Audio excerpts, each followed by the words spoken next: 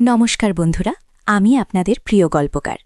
আজ আপনাদের জন্য নিয়ে এসেছি এমন এক গল্প যা আমার এক নাম প্রকাশে অনিচ্ছুক ফলোয়ার আমাকে পাঠিয়েছেন। গল্পটি এতটাই গভীর, এতটাই আবেগী আর রোমাঞ্চকর যে আপনাদের মন ছুঁয়ে যাবে নিশ্চিত।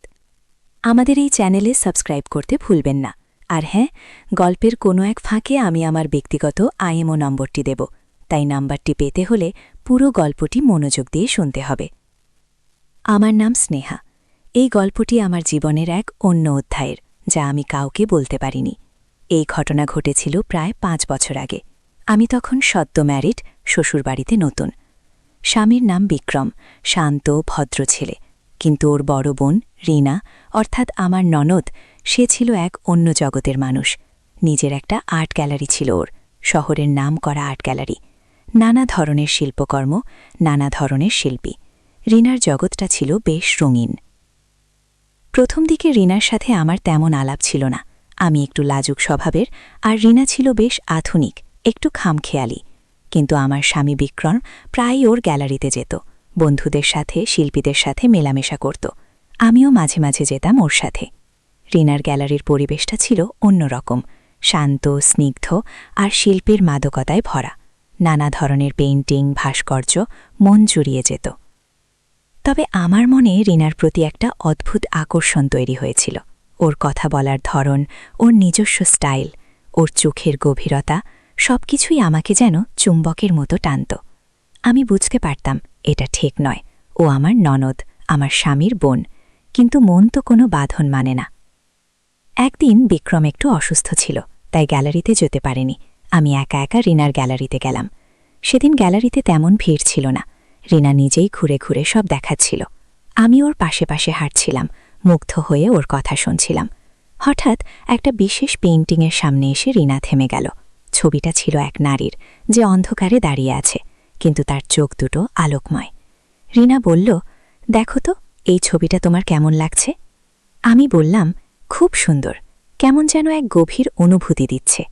রিনা আমার দিকে তাকালো। ওর চোখে ছিল এক অদ্ভুত দৃষ্টি। সেই দৃষ্টিতে কি ছিল আমি আজও ঠিক বুঝতে পারি না। কিছুটা আবেগ, কিছুটা আকাঙ্ক্ষা, আর কিছুটা ভয়। আমারও তাই মনে হয়, রিনা বলল। ওর গলার স্বর কেমন যেন বদলে গিয়েছিল। অনেক সময় আমরাও এমন অন্ধকারে দাঁড়িয়ে থাকি, কিন্তু আমাদের ভেতরের আলোটা হয়তো কেউ দেখতে পায় না। সেই প্রথম আমার মনে হল, রিনার মনে কিছু একটা আছে, শুধু শিল্পের প্রতি ভালোবাসা নয়, অন্য কিছু। এরপর থেকেই শুরু হলো আমাদের গোপন যোগাযোগ। প্রথমে এটা ছিল শুধু ফোনে কথা বলা, নানা রকম শিল্প নিয়ে আলোচনা। কিন্তু ধীরে ধীরে সেই আলোচনা ব্যক্তিগত হয়ে উঠল। রিনা আমাকে মাঝে মাঝে রাতে, যখন বিক্রম বাড়িতে থাকত না, বা গভীর রাতে যখন সব শান্ত হয়ে যেত, তখন ফোন করত। ওর গলার স্বর আমার হৃৎস্পন্দন বাড়িয়ে দিত। আমি জানতাম এটা অন্যায়, এটা সমাজের চোখে ভুল, কিন্তু এই নিষিদ্ধ টানটা আমাকে ছাড়ছিল না। আমাদের প্রথম দেখা করাটা ছিল আরও রোমাঞ্চকর। একদিন রিনা আমাকে ওর গ্যালারিতে ডেকেছিল, বলেছিল একটি নতুন কালেকশন এসেছে, তোমাকে দেখাবো। আমি গেলাম। গ্যালারি তখন বন্ধ, শুধু আমরা দুজন। রিনা আমাকে নানা রকম ছবি দেখাচ্ছিল। ওর হাত আমার হাতের ওপর পড়ল। আমি চমকে উঠলাম। রিনা আমার দিকে তাকালো, ওর চোখে সেই অদ্ভুত দৃষ্টি। স্নেহা, ওর গলার স্বর কাঁপছিল। আমি আর পারছি না, তোমাকে ছাড়া আমার চলবে না। আমার নিজেরও একই অনুভূতি হচ্ছিল। বিক্রমকে আমি সম্মান করতাম, কিন্তু রিনার প্রতি আমার আকর্ষণ ছিল অন্যরকম, তীব্র, বাঁধন ছাড়া। সেই রাতে গ্যালারির এক নির্জন কোণে, শিল্পের তুলির আঁচড়ের মতো আমাদের মধ্যে এক অসমাপ্ত প্রেম দানা বাঁধতে শুরু করল। আমাদের স্পর্শ, আমাদের নিঃশ্বাস, সবকিছু যেন শিল্পেরই এক নতুন রূপ নিচ্ছিল। সেই মুহূর্তগুলোই এক তীব্র রোমান্টিক উত্তেজনায় আমার শরীর মন কাঁপছিল। আমি জানতাম এই পথ নিষিদ্ধ, এই প্রেম অসম্ভাব্য, কিন্তু মনের মধ্যে তখন শুধু রিনার মুখ, ওর স্পর্শ, ওর উপস্থিতি। পরবর্তী সময়ে আমাদের দেখা হওয়াগুলো আরও গোপন, আরও উত্তেজনাময় হয়ে উঠল। কখনো গ্যালারির বন্ধ গাছের আড়ালে, কখনো রিনার স্টুডিওতে, কখনো বা শহরের অন্য কোনো প্রান্তে, যেখানে আমাদের দেখা হওয়ার সম্ভাবনা কেউ দেখতে পাবে না। প্রতিবার দেখা হওয়ার আগে আমার বুক থুকপুক করত, ভয় আর উত্তেজনা মিলেমিশে একাকার হয়ে যেত। একদিন আমরা একটি পুরনো থিয়েটার হলে দেখা করার ঠিক করেছিলাম। জায়গাটা জনমানব শূন্য ছিল, শুধু আমরা দুজন। মঞ্চের উপর দাঁড়িয়ে হলঘর জুড়ে নীরবতা। রিনা আমার দিকে এগিয়ে এলো। ওর চোখে মুখে এক অদ্ভুত আলো।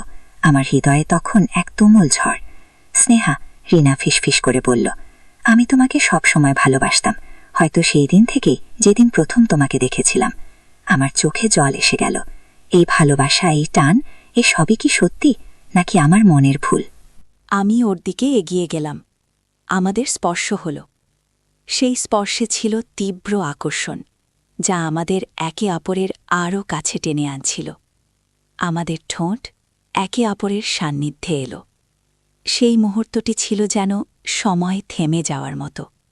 শিল্পের চেয়েও বেশি কিছু, আবেগের এক গভীরতম টান। কিন্তু আমাদের এই গোপন প্রেম কি এভাবেই চলতে পারবে? সমাজের চোখে, বিক্রমের চোখে এই প্রেম কি কোনোদিনও ধরা পড়বে না? আমাদের প্রতিটি পদক্ষেপ যেন এক অদৃশ্য আগুনের ওপর দিয়ে হাঁটার মতো। প্রতি মুহূর্তে ভয়, প্রতি মুহূর্তে উত্তেজনা। আমাদের ভালোবাসার গল্পটা আরও অনেক দূর যাবে, কিন্তু সেই পথ কতটা মসৃণ বা কতটা কণ্ঠকাকীর্ণ তা এখনই বলা মুশকিল। আজ এখানেই গল্পটি শেষ করছি। আপনাদের কেমন লাগলো অবশ্যই কমেন্ট করে জানাবেন। আর যদি আপনারা এই অসমাপ্ত ভালোবাসার পরের অধ্যায় শুনতে চান, তাহলে অবশ্যই সাবস্ক্রাইব করুন এবং কমেন্ট সেকশনে লিখে জানান। পরের পর্বে আমি আপনাদের জানাব এরপর কি হয়েছিল।